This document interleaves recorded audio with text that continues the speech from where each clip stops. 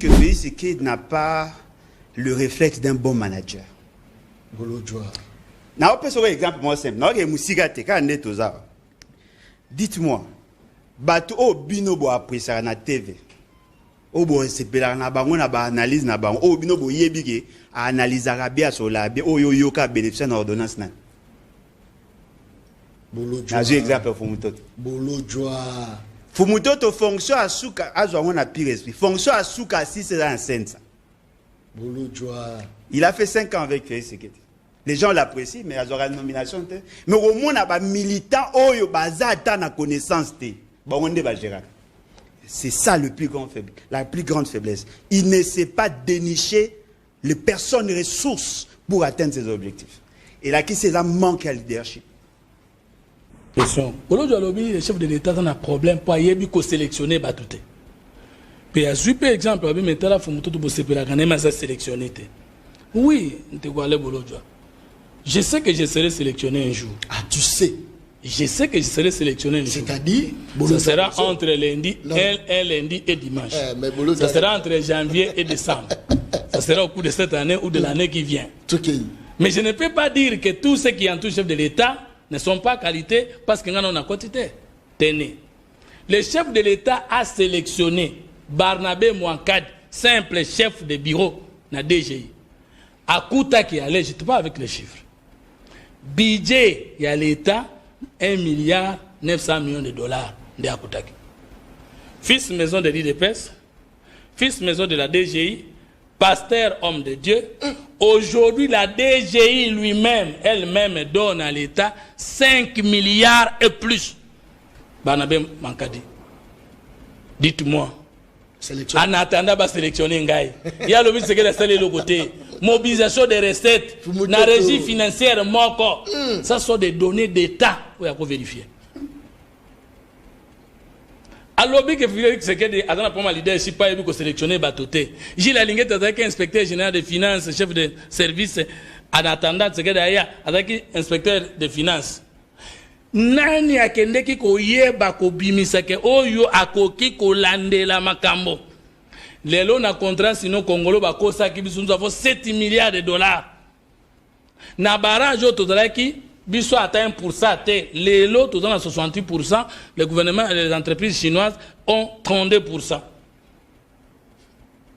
Mais Gilles Alinguet qui fait la fierté nationale, continentale, internationale. Nana Pona qui peut coacher place Wana. Félix Sekedi a salé le côté. Félix Sekedi a dit que aujourd'hui, plus de 6 millions d'enfants à l'âge de la scolarité bazongi na classe. Félix Sekedi a dit que Pona Batoté a salé le côté. Mais Félix Sekedi a kuta kimboko sous embargo. Parce que nan installé qui bétili pour l'ongola mboka na embargo, pe na régime de notification d'achat de notification pour l'achat des armes et autres équipements militaires. Félix Sekedi a salé le côté, Motokuti budget de la République en recette propre 3 milliards 500 millions de dollars. Mais Gilles Alinguet plus DGI, le budget de la République démocratique du Congo a recette propre présent à 9 milliards de dollars. Tant que vous avez salé le côté, les allés locaux seront dengue à yebi. Mais les allés locaux seront tous en sciences politiques, n'a seront tout yebi l'État. Alors, Félix Sekedi a salé le côté. Projet PDL, depuis Mundela Kenda, qui a fait ça? Nous avons aujourd'hui construit 145 bâtiments administratifs dans la province à Kendoko vérifier. Nous avons créé 7800 de classes, plus de 8000 centres hospitaliers. Soka yebi angote. Félix Sekedi a salé le côté. École Lumumba dans la 16e mairie. EP c'est le 1, EP c'est le 2, EP l'ICAB.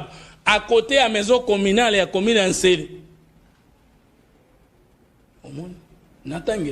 Merci. Alors, j'attends ma sélection, mais je ne fais pas comme les autres font. Diaboliser ceux qui sont là, qui ne connaissent rien. Il y a que moi qui ferai quelque chose. Non. Mais j'attends aussi ma désignation et ça vient. Et je crois qu'à la mingité, ça c'est ma foi. Mobeti masola DG. Na ko ko bisawa ke ba rétrocession. Ya ba agent, ba msu ba biki ba sai 7 mois ba futamite.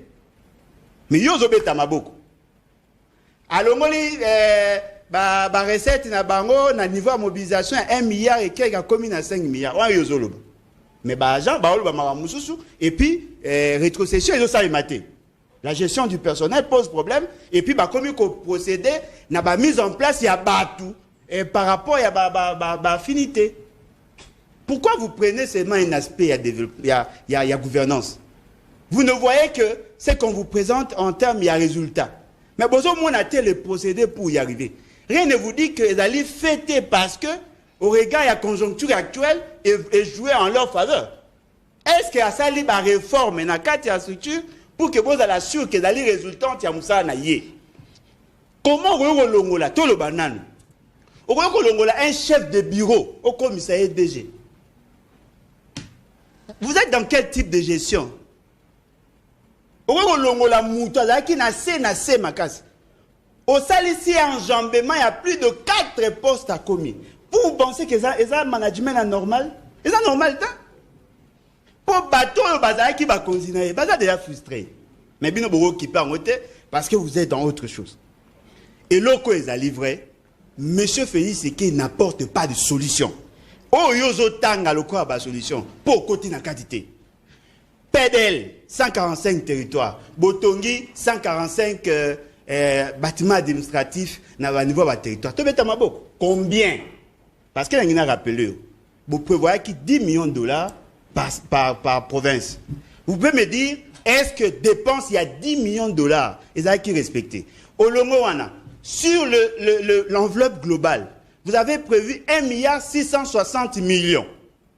1,450 milliards pour les travaux au niveau de territoire.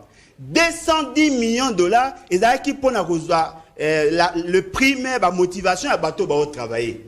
Je tiens à vous informer, M. Félix Tshisekedi a nommé AT. Tilelo, Foutamate, Bazan fait de fonctionnement, ils ont des difficultés. N'a pas la bino, moro bataillon sacré. Donc vous ne sentez pas qu'il y a un problème. Les inégalités sociales, les inégalités en termes de traitement. Bota la nenge bo fouta, politicien, bota la nenge bo fouta petit peuple.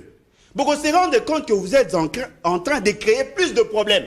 Parce que Fumutoto azako présenter biso batu o yazo mona batu amalonga. Mazako bosa na kena kati ya union sacrée. Eza pena batu oyo bazako lakisa biso que balinge tiwana bazali ba corrompu. Vous comprenez? C'est-à-dire que yé azo défendre alingeti, mais en même temps batu ya union sacrée bazako lakisa biso que alingeti azali mutu ya mabe azako sala kokota na ba copie ya mabe. Bien que je n'ai pas assez d'éléments, mais il a été cité dans un dossier à Jekamine. A commis qu'on utilisait inspecteur pour rançonner chef d'entreprise. L'Union sacrée nous dit à nous, l'opposition, qu'Alingeti a délinqué sur plusieurs plans.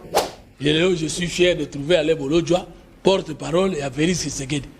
A commis qu'on y ait position de Tshisekedi, Félix Tshisekedi, qu'on les a même visto.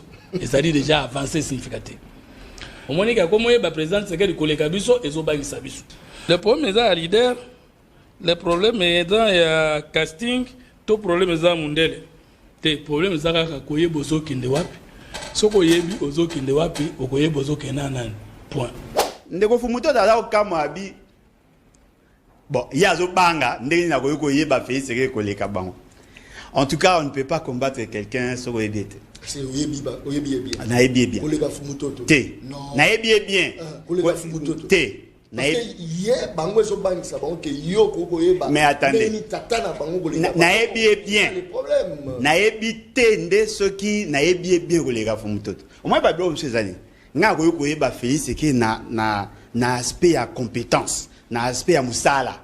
Hier koye ba Félix c'est que na aspect à moto. Il y a une relation, mais est-ce que impossible. Pour ma mais en tant que Mouto Azako assumer fonction, je le connais. Moi, j'anticipe sur les réactions à M. Félix Tshisekedi. Et puis Salami. Mais Maramumi nga lo ba su Félix Tshisekedi ko kisa mara. Maramumi nga lo ba su Félix Tshisekedi ko kisa mara. Tala ba vidéo nga auto salo ko mona ke na ebi ke muto nenga obeta bo akende bo suka. Eza prophétie. Eza prophétie te. Non, moi ya asali pédagogie. Nga pe na yekoli psychopéda à l'université. Omoni L'avantage est que ce qu'on a côté la mouille parce que il y a des Alex Saratan pas qui pas fait sécurité. Ngana qui pague chaque jour. Chaque jour, attends, bino bolali. Déjà NT, nadarané la rigueur. Il est enseignant, enseignant de formation, bien qu'à pratiquer. Attends la pongioso qui paye. Ngana qui pas fait sécurité. Parce que n'a dit que c'est monsieur chef de l'État. N'a pas obligé. C'est monsieur s'il pose des actes contre les intérêts de la République, mon avenir est mis en mal. Je l'étudie. Alors, Tshisekedi est un problème et ne peut pas être une réponse. Mais on appelle ça qui est alchimie, mon corps, ma casse. Na cours, na biso à management et na section, le management du problème. Alors, dans de la raboyo, qui entre la réponse et la solution, la chose la plus importante, c'est le problème. Pour, na quatre, il y a tout dans trois alchimies. Un, comment il se pose, comment il est posé et comment il peut être résolu. Jésus-Christ est mon ensemble. Ayaki pona kolongola lisum et la Bible dit il s'est fait pécher. Il n'est pas devenu un problème. Il s'est fait pécher pour sauver les gens du péché. Non, par là ce que nous l'obani. C'est ça signifie que celui qui n'est pas un problème ne peut pas être une réponse. C'est là non tout qui est. Biso tout ebi ke Congo les okufa pona moyibi. C'est-à-dire Mokonza Mboka n'est pas résoudre le problème à Moyibi. Il s'est fait d'abord voler. Ça signifie, si tu as bien posé la question, et c'est dit que Moyibi n'a ma benyon Suzanne Mboka, et ça la paix pas motoyo, azoya kobikisa. A renoncé Nangwa Milonga, Ndakolonga Namboka. C'est comme ça que tous les pays sont développés. Celui qui n'a pas de péché ne peut pas sauver du péché. Celui qui n'est pas un problème ne peut pas être une réponse. C'est pourquoi le chef a dit, nous allons éviter les erreurs du passé. Et ça, c'est l'argumentaire juste. Il y a management, il y a théorie des organisations. Comment vous pouvez trouver des réponses là où il n'y a pas une solution? Et comment nous pouvons penser qu'il y a un homme qui n'a pas de défaut? Ce qui compte dans le monde entier, c'est la capacité de renoncer à ses faiblesses et d'aller vers le bien. Et je ne sais pas si Alep peut nous dire qu'il est là, il n'a pas de défaut. Et qu'Alep peut nous dire que lui n'est pas un problème. Moi, je vois qu'Alep Bolo est un problème lorsqu'il ment sur le chef de l'État. Qu'il a rejeté les rapports du CG Kabouya. Il est un problème, s'il vous plaît. Mais Alep peut devenir une réponse tombée. Quand nous disons aux gens qu'il faut prendre conscience, avant qu'ils ne prennent conscience, ils sont qui? Les veilles patriotiques ne concernent pas le président Tshisekedi.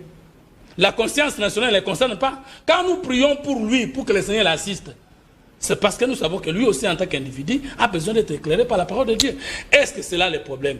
Moi, je crois que le président de la République est une solution parce qu'il connaît le problème du Congo. Le président de la République est un gage, est une opportunité pour que les choses changent au Congo. Allez à Zawana, tout n'a une question. Ceux qui n'ont pas d'argument sont contre Félix Tshisekedi physiquement. Parce que ça va aider physiquement.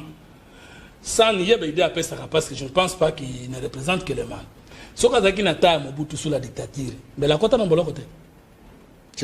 Lui-même c'est un problème parce qu'il n'est pas reconnaissant, n'a pas avancé démocratique. Oh, Félix Tshisekedi a même. Est-ce que le fait pour moi de dire qu'il est un problème, il ne peut pas être une solution si on capitalise les biens qu'il y a à lui? Et là on a ces pays dans les refoumutos des alliés, na approche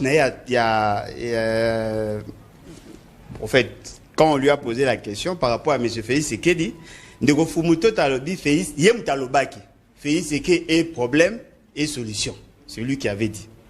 Nga Yalobi, Aza solution T, Aza des problèmes. A koki koko ma solution, soki alingi et soki pa na capacité à kosala yango. Yem Talobaki. Et pourquoi je le dis? Ndeko John a posé question moko Yamakasi.